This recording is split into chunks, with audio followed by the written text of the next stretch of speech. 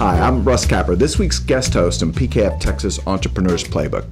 A follow-up from this week's Coffee with the Consuls with Great Britain, put together by PKF and the Greater Houston Partnership. And I'm very pleased to have as my guest the British Consul General for Houston, Andrew Millar. Andrew, welcome to the Playbook. Russ, good to see you again. You bet. Well, let's start from the top.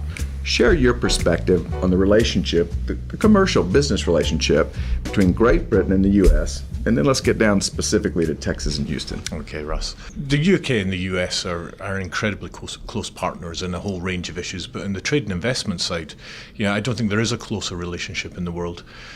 We are each other's number one investors, foreign investors in each other's countries, and we're major trading partners with each other. And if I drill that down to Texas in particular, then we're talking about the UK being Texas's largest international investor, not just Texas, Louisiana as well. We're number one investor there. And in terms of employment, some 75,000 people every day go to work for British companies in this state. We have investments amounting to around about $20 billion of foreign direct investment that's here helping Texans go to work, helping Texas to build its economy. And we thank you for that. In fact, it made me remember right there, of all the Consul General offices that I've been to, which are quite a few, none of them have a U.S. trade and investment arm operating in the Consul General. Right. Well, the way that we're configured is to actually see trade and investment as absolutely integral into our foreign policy. And that's not to say that foreign policy drives trade and investment, but actually the economic prosperity from a British perspective has to be built on trade and investment. For centuries long past, we have been a small island trading nation. And where we've walked those paths, our businessmen, engineers, and companies have followed. So it's absolutely integral to what we do. Absolutely. Now, you do have a unique background for our Consul General, which I plan to get into in a minute, but tell me a little bit more about the relationship with Houston. I'm sure somewhere along the line, energy plays a role.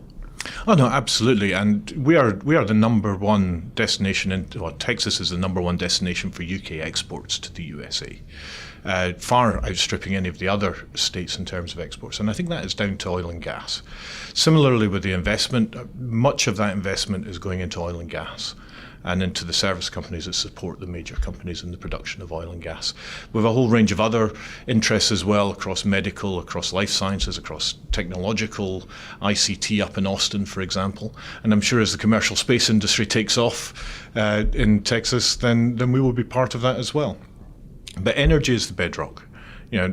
Aberdeen is a sister city to Houston for a very good reason. We are each other's counterpart, and I like to think of it as two hearts beating with one beat, because what happens in Texas will soon happen in Aberdeen and vice versa, just through the sheer flow of people.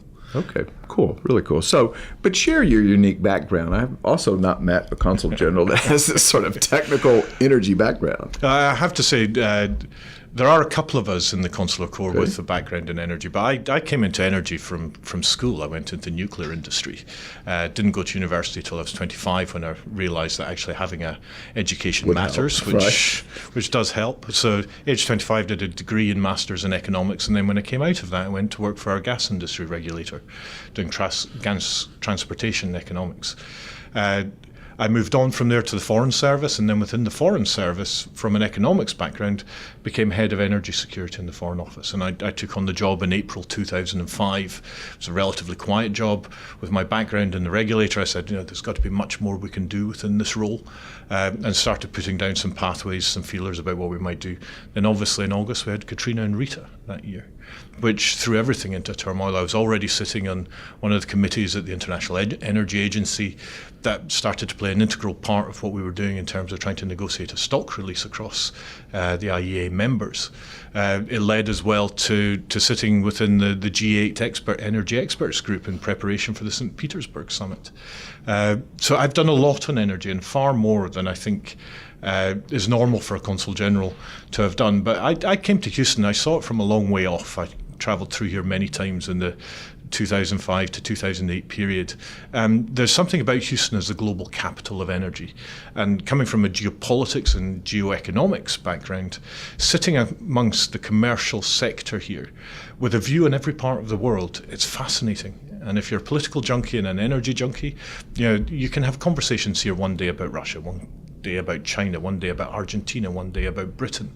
There's a whole range of things you can do here in Houston that's just difficult to do anywhere else because they don't have the concentration of energy companies that Houston That's so refreshing to hear that. I mean, there's a lot of the consul generals that I visited with that kind of talk about the importance of it, but you seem to have it in total perspective. In fact, leads me to another question. I contend that much of the population here, even in the U.S., doesn't quite grasp or understand the importance of energy in the overall economy, nor the magnitude of the shift that's taken place as a result of horizontal drilling and hydraulic fracturing. I mean, it's the engine that drives it, and the world has changed, and I don't understand why we're not having a national celebration. Do you? Well, energy sits as one of these critical supplies into our everyday life. And I'd put water, food, and energy as three of the absolutely key components. And if one of those fails, we fail. We start to fail as a society. We have to have that energy flowing. It's typically electricity, increasingly gas. If we don't have it, we can't do normal things. Our society starts to break down. So it is incredibly important. But it's also a global industry. And if you take to one side oil and gas and separate them slightly, the oil market has been a global market for many years. Mm-hmm. The gas market is increasingly becoming global. It's not there yet, but it's increasingly becoming global. Mm-hmm. And the role of the US and the shift in the role of the US has been incredibly important in that, and within the geopolitics of energy as well, I would say. The US has shifted from being predicted to be a major net importer of oil and gas to being predicted to be a major exporter. And that is a fundamental shift when you look at the energy consumption that goes on within the US. And this is all through hydraulic fracturing, horizontal drilling, and it's technology changing the game. And before I arrived, I think a year before I arrived at this post, they were talking about peak oil. It was a very hot debate. Right. And people thought, well, it's going to run out. And being an economist, I'd call up memories of agricultural economics and David Ricardo, who always said, just add technology. Right. And nowhere have I seen that more accurately displayed than in horizontal drilling and fracturing. Absolutely. I read intermittently that there's sort of a push in England to go into a couple of plays that might benefit from. Oh, no, absolutely. Is it happening? It's starting to happen, and I have to say it's Britain rather than just England, because but I thought the place was. We have a number of shale plays in the UK. Okay. The Lancashire is one of those. Okay. We have some in the south. Okay. In Devon, we have some up in Scotland. All right. And they're considerable reserves. Absolutely considerable and are they reserves. Drilling today? They're starting to test the wells. Okay. We've had a couple of drills. I think what we'd say is we're at that pre-production stage where the regulatory framework is being set, and we looked across to Texas, Arkansas, Oklahoma, Wyoming, looking for the best possible regulatory environment for this. Getting regulatory environment set was needed to be able to give companies certainty about what we were going to be doing. We've said we're open for business. Companies are looking at it. We've had a number, I think 6 already, who have signed up for exploratory licenses and are starting to think about production. But the issues in the UK are quite different to the issues in Texas, for example. The geological issues? Well, geological issues, I think, obviously, less obviously, social environments. Well, I was going to ask about that. How's the population handle it? Well, to be honest, there's a lot of fear and anxiety. Right. And I think that fear and anxiety is right to have, and the industry needs to think about how it communicates to particularly these communities that need to get it. I took Governor Perry over to the UK last October, and one of the big points that he made to our Energy Secretary, Ed Davey, was, the biggest impact of hydraulic fracturing in Texas has not been on fiscal revenues. It's been on employment and what that employment has done for communities. Because one of the biggest things we have in the UK is a real worry about what happens at community level.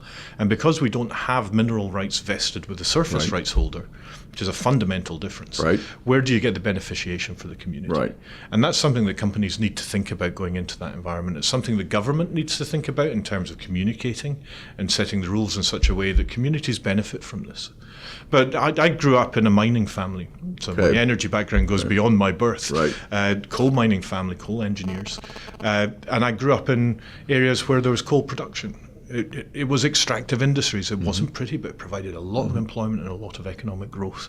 And I think as the communities start to see that, and as industry starts to connect with them on that basis, then I think the communities will accept it. So, and you think that would happen if they saw the benefit and they're not quite so worried about environmental issues or earthquakes or messing up the water system? Well, I think they will be worried about that, but it's up for companies to actually mitigate those risks. And we work in a safety case environment in the UK, which essentially means that companies have to go out and predict the sort of risks that are going to be generated by their activities. Okay. And then alongside that prediction, they have to set out a set of mitigations for those risks. Okay. So it's a goal-oriented safety environment in the UK, and I think that'll be true onshore as well as offshore. Okay. You mentioned Aberdeen a while ago too, and you look at the sort of the social structure and Great Britain as a whole.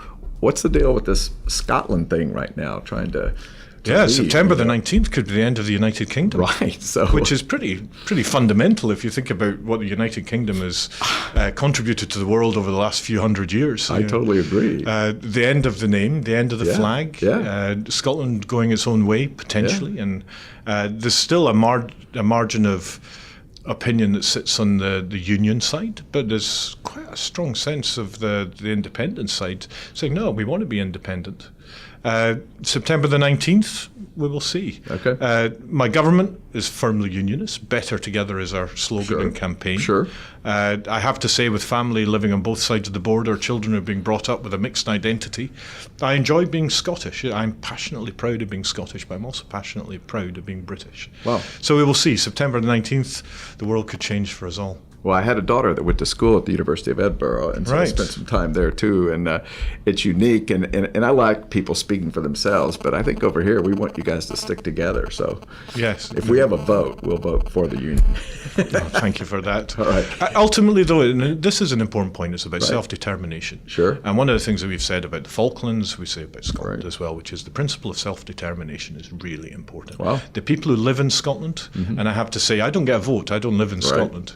The people who live in Scotland get to vote on whether they want to stay part of Britain or move away, and that is their choice. Right. And right now, though, you're saying that it looks like they're going to stay? There's a margin on the side of union rather than independence. Whether that'll persist, we have Commonwealth Games over the summer in Glasgow, which is going to be a fantastic spectacle.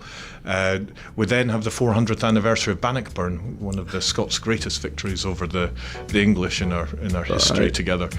So by the time we get to September, your passions will be running high. Absolutely. And people will be voting with their heart as well as their head. And I'm just hoping that the people who vote on the basis of rationality rather than pure emotion.